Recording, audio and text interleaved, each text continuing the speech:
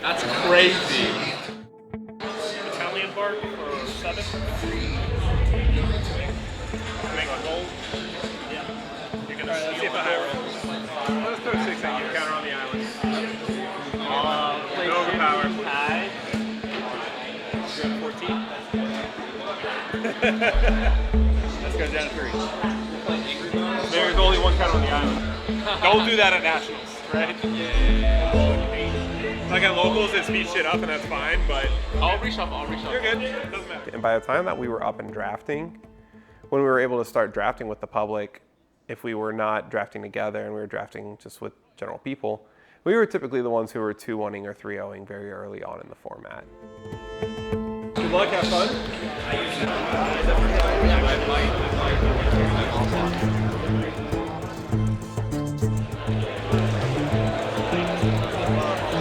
Yeah.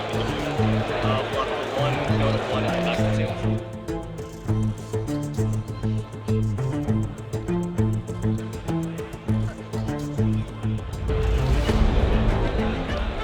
I will attempt to steal that gold.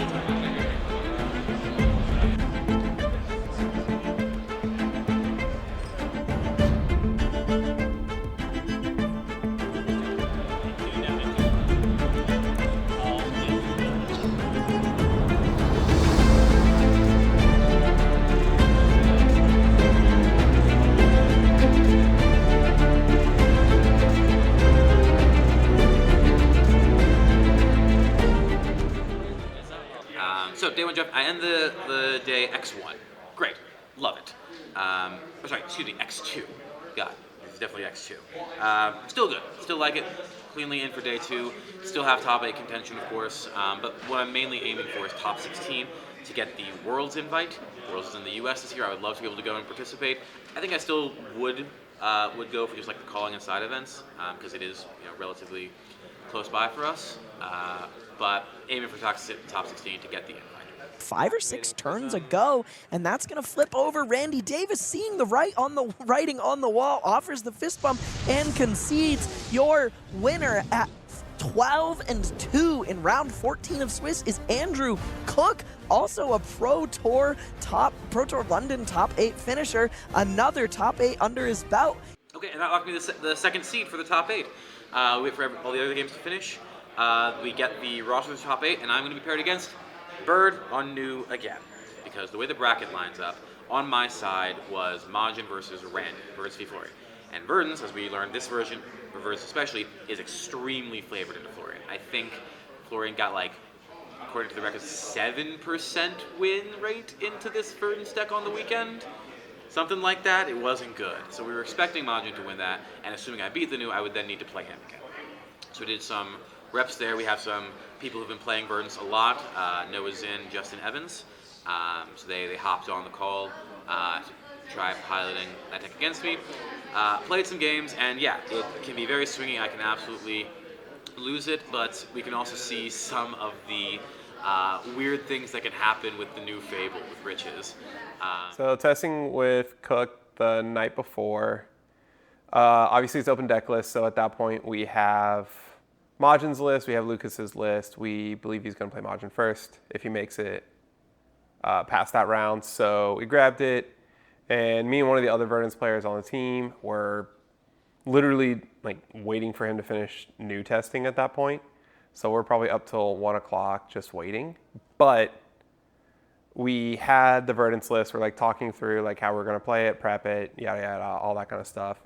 If he's presenting this many cards, what does it mean? If he's presenting this many, that kind of stuff. And Cook finally finishes some new testing. Me and Noah are ready to play with him. We finally play the game. And it felt like when we were playing that game, even though it was 2 of us versus him, it felt like we were trapped in there with him as opposed to him being trapped in there with us. In our second game, I was way down, trying to claw my way back, and the pivotal moment came when I go down to 1 card in hand, Genesis in play, Library in play, I've got a gold in play. I go, okay, put the card in hand to Genesis, there's a shield, draw. It's a yellow. Pitch the yellow to crack a gold. Draw. It's a yellow. that gives me just enough resources to flip and swing an angel. Gets me, sorry, I actually had 2 Genesis. So it was Genesis, and then it was a yellow, pitch it, draw another yellow, pitch it.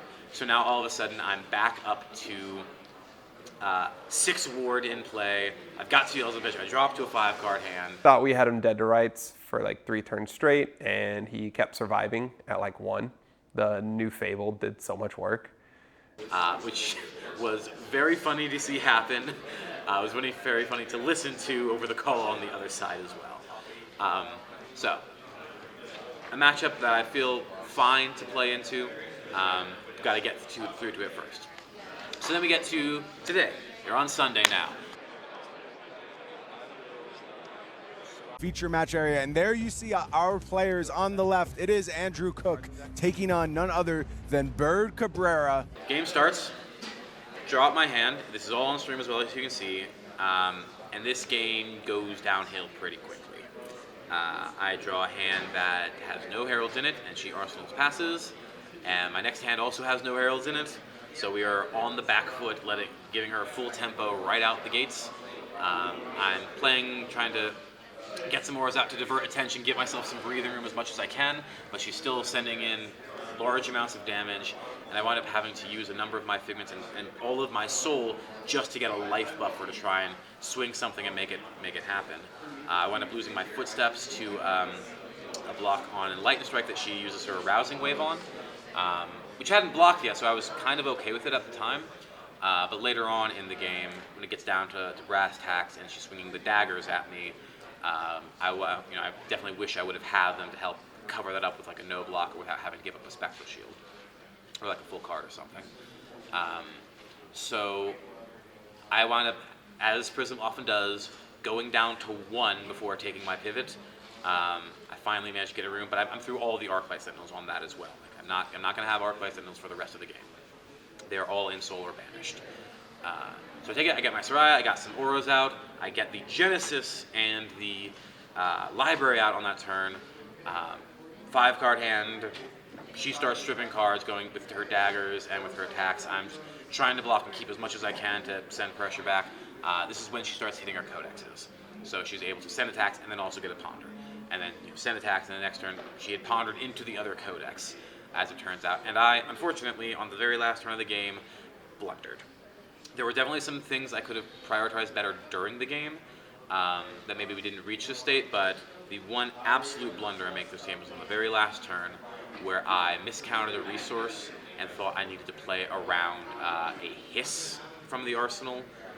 So I gave 2 cards to block when I really only needed to give 1 on the Bonds of Agony, which ends up punishing because when she plays the Codex from Arsenal and sends the Leave No Witnesses, I am out of blocking cards and I die to it. So that was the end of my run. I'm not going to complain about the weekend at all. Getting multiple top 8s kind of back-to-back at major events is a crazy thing to happen on a deck like Prism.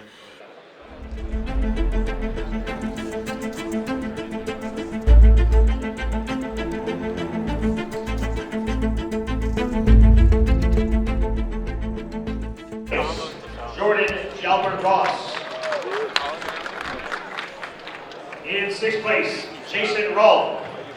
Wow, that's 2 Sigil boys. In 7th place, Jimmy Nero Demers.